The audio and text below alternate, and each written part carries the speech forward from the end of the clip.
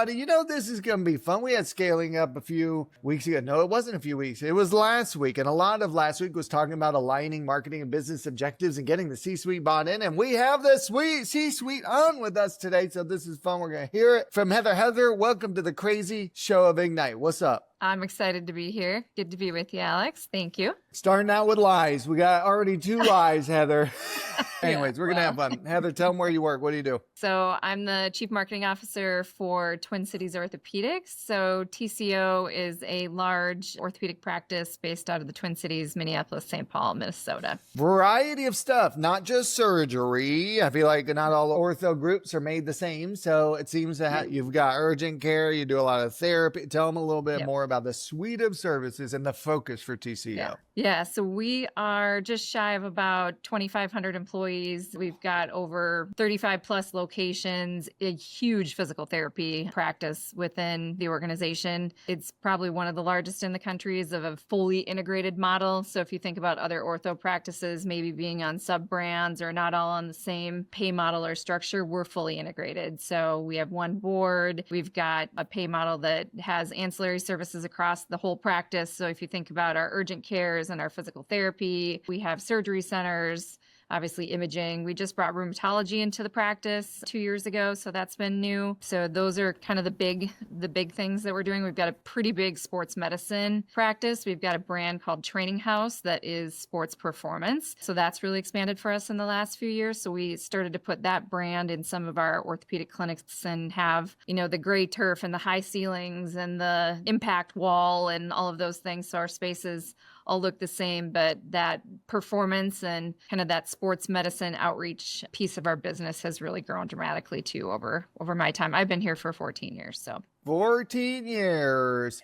And you've got the whole range. I mean, from urgent care, like initial thing, to surgery, potentially, and then to the PT to keep them going. Like, where do you prioritize? Because a lot of people are running multiple service lines. And so generally, where do you prioritize? The feeder system of urgent care when you're thinking about advertising, direct marketing, community involvement, urgent care to get them in? Is it the PT because it's a bigger LTV? Is it the surgery because it has the best revenue?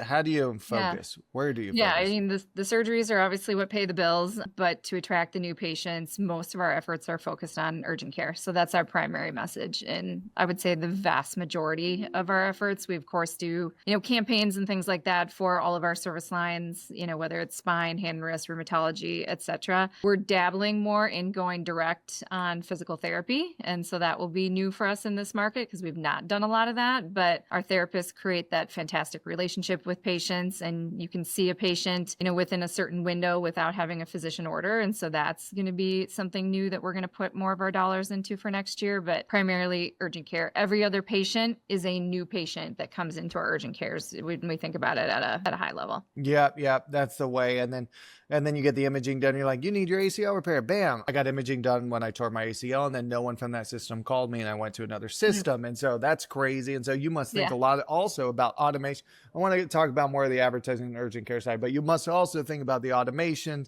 and all that kind of fun stuff, making sure urgent care is constantly nurtured so we get the PT or the surgery, right? Do you have it all connected? Is it? Right. Yeah, I think that's the differentiator. Or we like to say the differentiator is this is an independent practice. This concierge type medicine, we've got clinical navigators, we've got our sports medicine physicians talking to our PTs or our total joint surgeons working with the therapists. And it's not just choosing in a drop down of where you go. It's really making sure the patients get to the right provider that can work closely with that physician on the whole continuum of care. That's smart. Concierge, is that what you call it? Concierge. Yeah, that's really smart. Yeah. We're thinking more about that even on, we dabbled in a virtual clinic 10 years ago. It didn't really take off for us, but what's the new way of this navigator kind of concierge type medicine that consumers want it and they want it now? So how do we be there when they need us?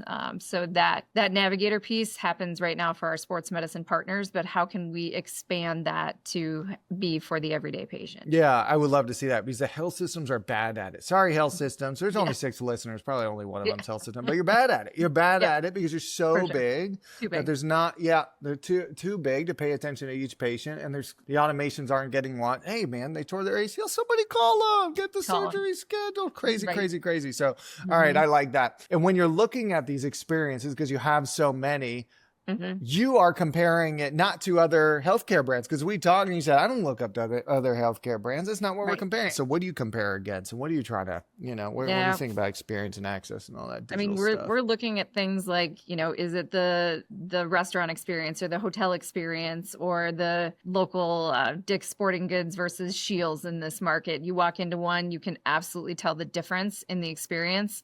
How do we be that in healthcare? How do we think about what sets us apart? Because we're in a super competitive market. And so retail is probably the best example that I can say we'll look to of how do we work on training our staff and this whole, navigation continuum of care. But how do we step up the technology inside of that experience too? We've got so many disparate systems, and patients are constantly like, I don't know where to log in for that. And how do I find that? And that's one thing the health systems, I think, do well, where some of the more independent practices, I think, have an opportunity there. And that's a big focus for us is patient tools. Patient tools. And then maybe it should be as easy to order a PT visit as it is to order a burger delivery. I mean, I know it's healthcare and all that stuff, but guys, it's a $50 purchase either way. Like, what are we?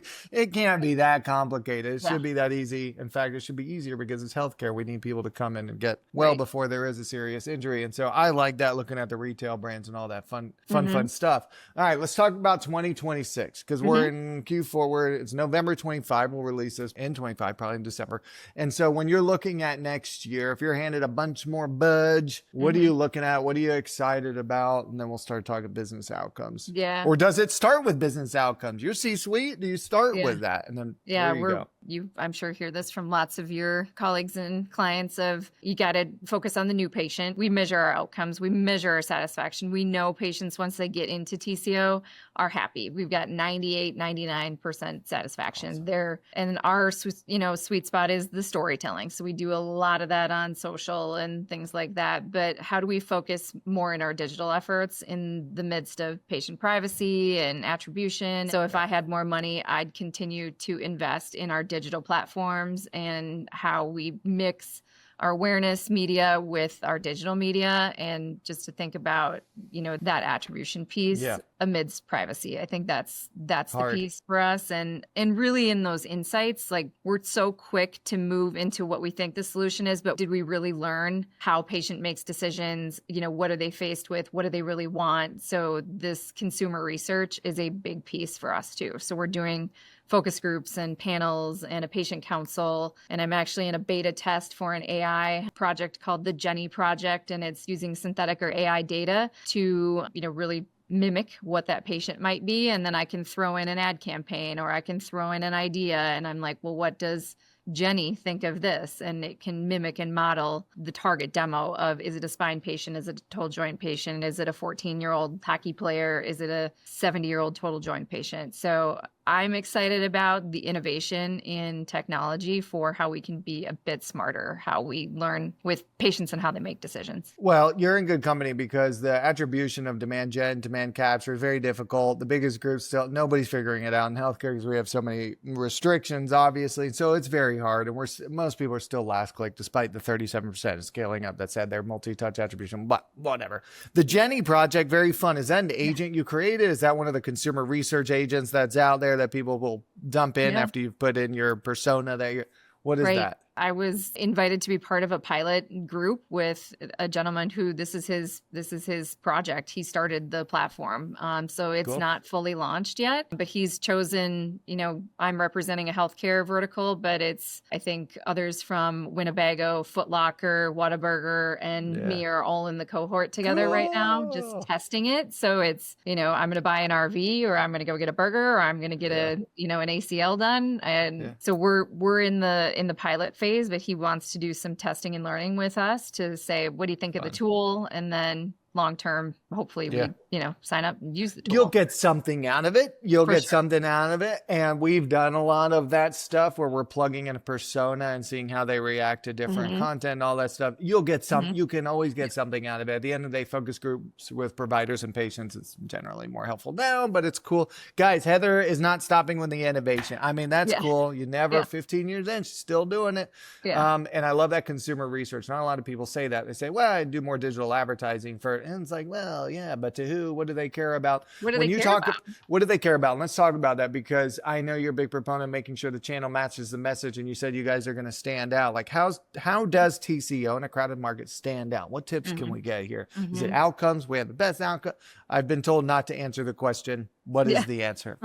Do it every time. Yeah, we took a swing at a campaign. We're now running in our third year. We were very much in our brand colors and, it's blues, grays, blacks, and isn't this nice and doesn't it look great? Well, we went bold, and it was ready, set, TCO. It was bright reds, yellows, very much aspirational photography and imaging, but we're going to take it one step further, and we're going to go a little bit to the witty humor side. So sneak peek, it's coming here for our 2026 campaign. So that'll be mainly out of home, but how do we do it in digital and then on social too? Healthcare is safe. And boring as yeah, we can give it a little bit more life. Yeah. I know that we can. And so it's that idea of you want someone to see your ad or to drive down, the road and see the billboard and be like, that's cute. That's funny. We're the best at this. Like, well, what does that mean? Everyone's saying it. More orthopedists than anyone else. Biggest in the state. Right. Oh my God, I can't do it anymore. Heather,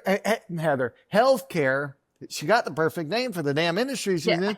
Healthcare can be and should be. The point is to connect patients with care. The point is to connect with patients. You can't connect with patients if you're not either driving at their heartstrings or resonating with them in a different way. And come on, guys. You can be witty and still useful and get the patients in the door. Oh, come on. I love it. Heather's leading the charge. I can't wait to see these campaigns. And TCO's brand is not the reds and the bolds and all that stuff. It's blue and it's gray and it's safe. And so guys, feel free to experiment and get a little bit out there. Heather's trying it, and I bet Heather's going to say, look, rest of TCO, you liked that. It worked, right? What if we did that with the rest of our boring aspirate? Right. That's going to be fun. You got to take a little risk.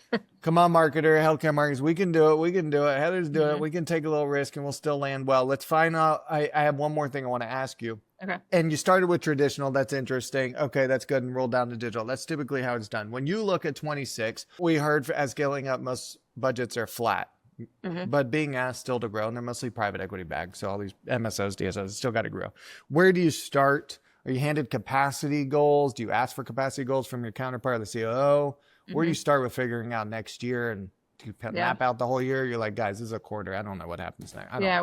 We pitched to our board a month or so ago, and how we're talking about it is our history on our new patient trajectory. And we actually had a significant increase in our budget after our pitch this year. So I was listening on scaling up, and I'm like, I feel pretty fortunate that you are, dude. We're not flat. We actually had a sizable increase, but I used data to influence our board and to show new patients were not at the clip that we want it to be. And so how do we really invest in the brand to say we've got to get those new patients in the door, and starting with TCO. And so it's, the value of a new patient, what that, patient brings in the door post urgent care visit, 60 days, 90 days, how do we look at our marketing mix of the cost to acquire a patient?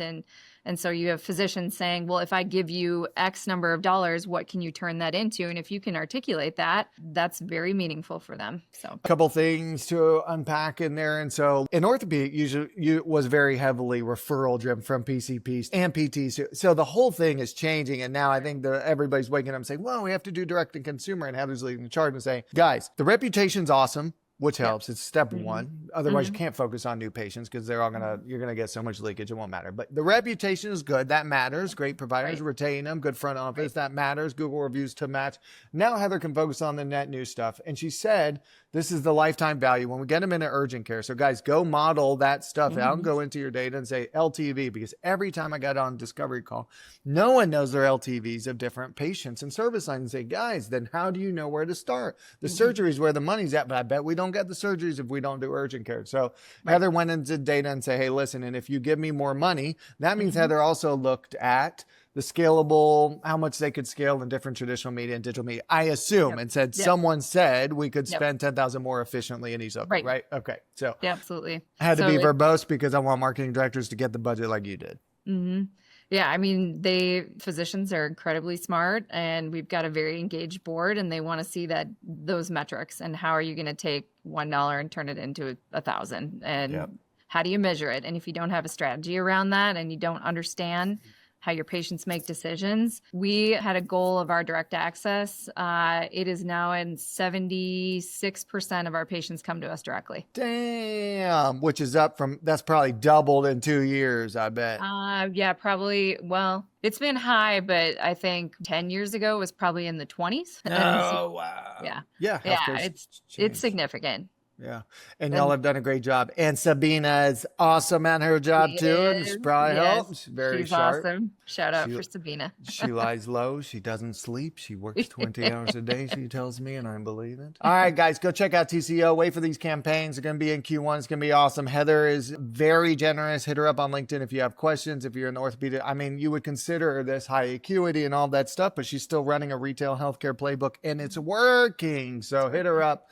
And she has tons of service lines. Very generous, very cool. Heather, thank you for the insights. Thanks, Alex. It's been a lot of fun.